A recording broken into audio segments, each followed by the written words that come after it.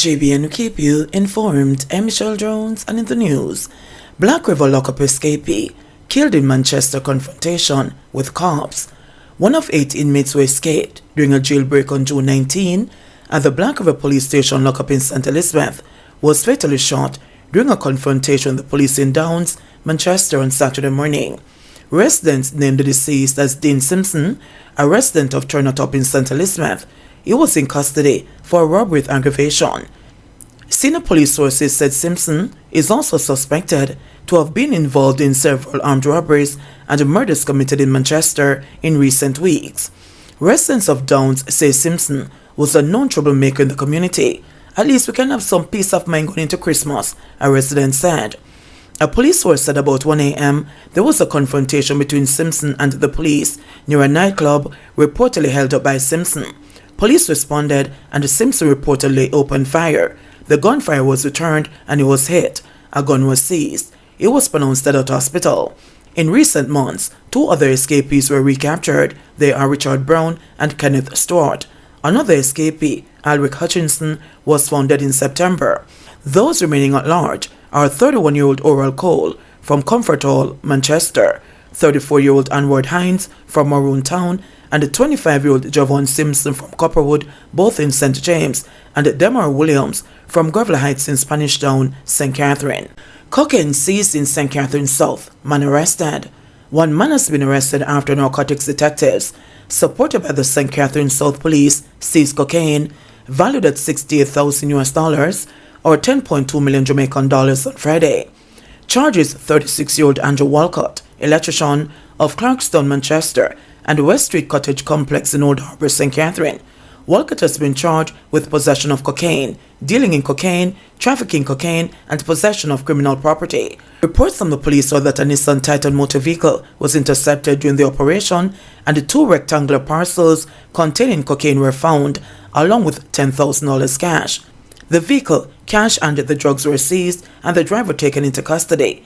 The weight of the drugs is approximately 2 kilograms. Walcott's court date is being finalized. JDF rescues man in respiratory distress in Guava Ridge, St. Andrew. The Jamaica Defense Force, JDF Air Wing, and medical personnel from the Health Services Corps on Saturday morning carried out a casualty evacuation of a 42-year-old man who was in respiratory distress in the Guava Ridge area of Mavis Bank, St. Andrew. The JDF says the man was suffering from asthma complications and was in need of urgent transportation from the area to the hospital. He was airlifted to the University Hospital of the West Indies for treatment.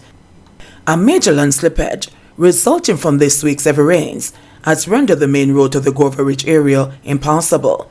On Friday, the JDF also had to rescue 24 people from floodwaters in St. Thomas. The JDF said that the search and rescue occurred at the intersection of Hamity Hall and Golden Grove in eastern St. Thomas. Work on the way to clear landslide in Violet Bank. Crews on the Violet Bank main road clearing a landslide that is impacting vehicular traffic. The roadway leads to Mavis Bank in St. Andrew. The landslide was caused by heavy rainfall associated with the passage of a weather system across the island on Friday. A number of government officials toured the area to assess the damage following the weather event. 22-year-old man charged over fatal shooting at St. Catherine construction site.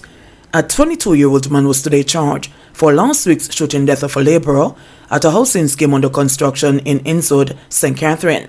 Charged with murder, possession of a prohibited weapon, and unauthorized possession of ammunition is Romario McPherson of Mansfield Avenue in Homestead in the parish. He is charged in relation to the death of 37-year-old Kamoy Beckford, otherwise called Ross, also of Mansfield Avenue in Homestead. It is reported that about 1:05 p.m. on November 10, Beckford was among laborers at the site when McPherson and others attacked him. Beckford ran and was chased and shot in the upper body. He succumbed to injuries received. McPherson and the other alleged attackers were chased by persons which saw him being apprehended. His cronies escaped. He was subsequently handed over to the police. McPherson was arrested and later charged on November 17 following a question and answer session. A date is set for him to appear in court. Vandalism and threats reported at Lionelton Hospital. The Ministry of Health and Wellness says it has received a report from the Southern Regional Health Authority of vandalism and threats by visitors at the Lioneltown Hospital in Clarendon. The ministry, in a release on Friday, says it emphatically denounces this type of behavior from users and visitors of this and any other public health facility. It says persons who display this type of behavior will be prosecuted to the fullest extent of the law. According to reports received, men visiting a patient at the Lioneltown Hospital who subsequently passed began to behave violently, destroying hospital furniture and threatening the members of staff. The incident was reported to the Lioneltown police and one of the men was arrested. Despite this, the ministry says staff members continue to receive threats. The hospital management is reportedly in dialogue with the police to increase their presence at the facility while investigations are ongoing. Marooned Portland residents in St. Thomas brave crocodile-infested waters to go home. Some Portland residents who spent the night in their vehicles after being trapped by floodwaters in Golden Grove, St. Thomas, decided to head home on foot on Friday afternoon as the rain subsided. Though dangerous, and with residents saying the water is infested with crocodiles, the individuals say they were more willing to take that risk than spend another night in their cars. Verona Reed is visiting Jamaica for a yearly vacation and was coming from the airport to go home in Mansion Hill in Portland when she became marooned in the rural town. Describing the night as uncomfortable with no food and very little rest, she said she was determined to go home. I have to walk through this water. I don't even know my way. I have to pay somebody now to get me through and call somebody from the other side to get me a taxi or something because I'm not prepared to spend another night, she said. But Tiffany Sober, who was traveling home to Portland with her 4-year-old daughter, said she did not have that option.